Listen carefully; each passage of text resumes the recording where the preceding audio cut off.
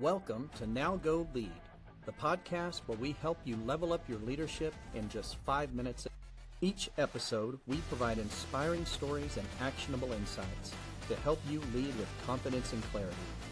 Whether you're a seasoned leader or just starting out, our goal is to give you the tools and motivation to level up your leadership game. Hello and welcome back to Now Go Lead. Should I be myself or someone else? Ralph Waldo Emerson once said, "To be yourself in a world that is constantly trying to make you something else is the greatest accomplishment." I think there's an obvious balance to navigate between necessary self-improvement and becoming something not representative of who and what you want to be, only because we believe we can't be successful unless we fulfill the expectation of others. The models for success set by our culture and defined by money, fame, and power are hard to ignore. It's generally true that certain jobs have objectively larger salaries than others, and in a world where money's king, we often find ourselves becoming whatever we need to be to improve our net worth. I think that's why too many people hate going to work every day. They've sacrificed a part of their core identity for a few extra bucks, and the net reward doesn't seem to fill the gap that's left behind in their soul. In the year following the sale of my business, I dealt with the loss of important relationships, a full blown identity crisis, and the uncertain future that came with a lot of extra time on my hands. I created the Now Go Lead leadership platform in the margins during the last 18 months of running my firm. I was suddenly left with the problem of deciding what to do with this thing I'd created. It seemed wise to seek counsel from others, so I turned to both close confidants and industry experts for guidance on the path ahead. Almost universally, the prescribed path was to build a platform for Now Go Lead through social media and public speaking. The advice made sense to me on an empirical level, as many of the most recognized thought leaders in the space were doing the exact same thing. The only problem is that I generally dislike the idea of social media and would rather isolate myself from it entirely. I also have a pre-existing trauma from embarrassing gaffes and anxiety related to public speaking. So I was left with a bit of a dilemma. If every bit of advice I'm getting says this is the path, and my heart is saying this path doesn't feel right, what does that mean? On one hand, it seems that most things in life, even those things that we love, have a bit of unpleasantness that goes along with them.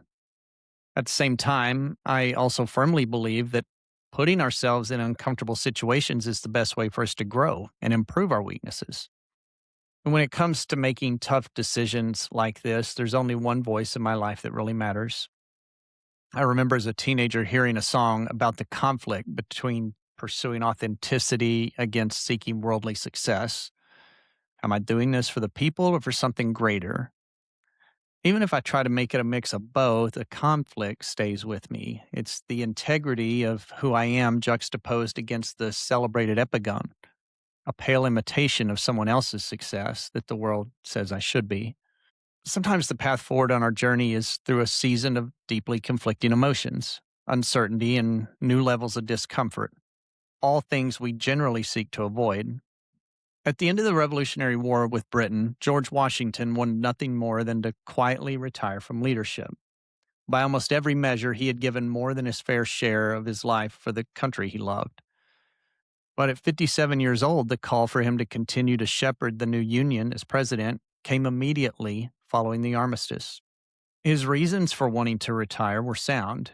He loved farming. He was genuinely afraid he might fail at being president, and he didn't want to be seen as ambitious. He wrote that he felt pain and anxiety over the idea of being president. Ultimately, it was his deep sense of duty that compelled him to accept the presidency. The next 8 years were extraordinarily challenging as many of his fears became reality. His estate at Mount Vernon suffered from his extended absence, and his second term of office was plagued by accusations of his being greedy and ambitious. By the time he finally retired, I have to believe that he wondered whether it was worth it. He experienced the worst of all his fears, and the office of the presidency replaced the best years of his well-earned retirement with anxiety and difficulty. When the opportunity came for a third term as president, it was an easy decision to step aside and let another lead. Washington's story is a masterclass in the tension that every serious leader will eventually face, the pull between what you want for yourself and what's being asked of you. He did not resolve that tension perfectly, and neither will you, but he resolved it faithfully, and that's the standard worth pursuing. So, where does that leave us as leaders? Fortunately, we're guided by some unbreakable tenets. We cannot sacrifice our integrity, and we cannot callously ignore the calls for our leadership. Within that narrow band of tension, we have the burden of choosing between service and self preservation. What we do with that freedom of choice will have consequences that will outlast our time in leadership.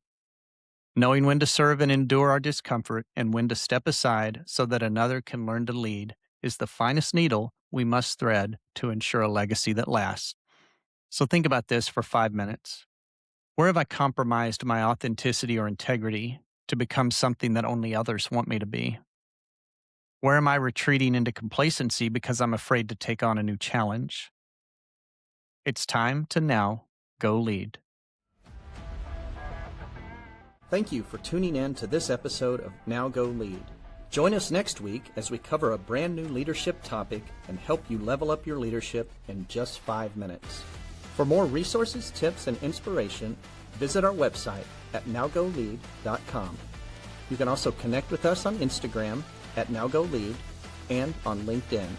We would love to hear from you. If you enjoyed this episode, please subscribe, rate, and leave a review. Your feedback helps us grow and reach more leaders like you. Also, don't forget to share this podcast with your colleagues and friends who are on their own leadership journey. Now Go Lead is produced by HP Engineering Studios in beautiful Northwest Arkansas. Now go lead.